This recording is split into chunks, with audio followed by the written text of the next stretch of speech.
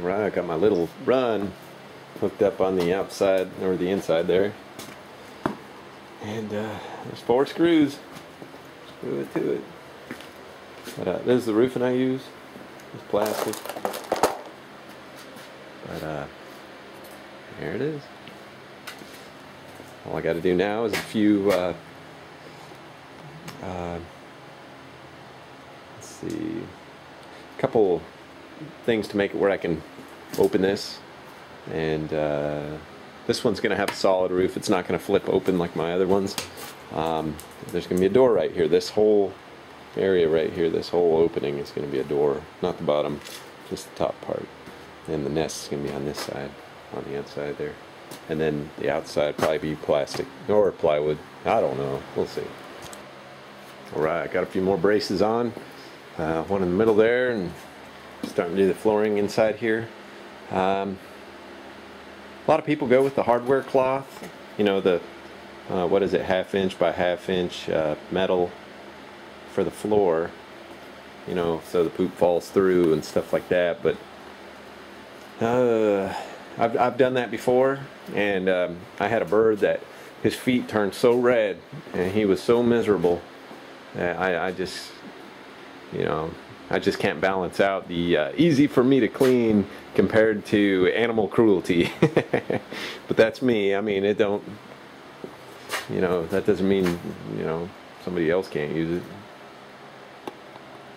It's in America, baby. Do what you want. But anyway, yeah, I ripped the piece. I made 1x4s out of 2x4s to go for the door. That's going to be right here. This is where you're going to pull this off so you can get to the feeders that hang on these braces right here. And it's getting late, and I'm gonna call it quits and get back to it tomorrow. So far I started at roughly 9, and it's 5 now, so that's about how long it takes. I mean, I did a few things in between here, fed my chickens and ate lunch and that kind of stuff, but it takes a while to build these things. But that's it for now. Alright, this is the next day. Alright, I've nailed the flooring down. I had to put a little scab across underneath there. Let's see, what else have I done? I've sanded up this, it's a used nesting box, but if you sand it real good and everything, I mean with electric sander, and clean it real good, you can reuse them. Let's see, I'm getting my ventilation thing on here. It's just one of those kind for a house. I had left over from something, but that's where I'm putting it. And I punched a whole bunch of 1-inch holes punched through here.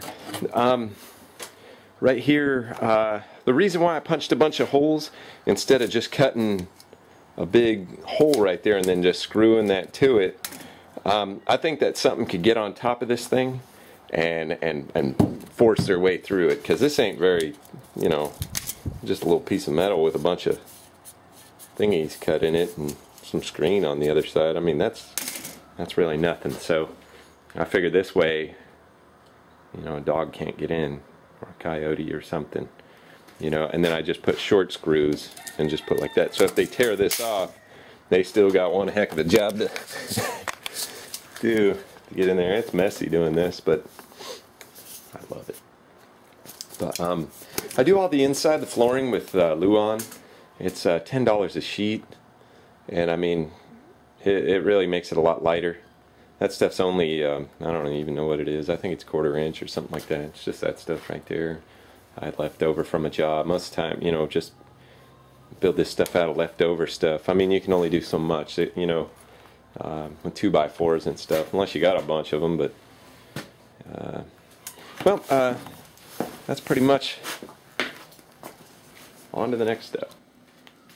Alright, then let's see here. I got my door on. It's just 2 regular hinges that I got from Habitat. These screws are shorter than the plywood that I used. I think this is, I think it's 1/2 inch. See, it didn't go all the way through. doesn't need to go all the way through. If you got big long screws that go all the way through, cut them. Let's see. Oh yeah, I attached the nest. I sanded it all down.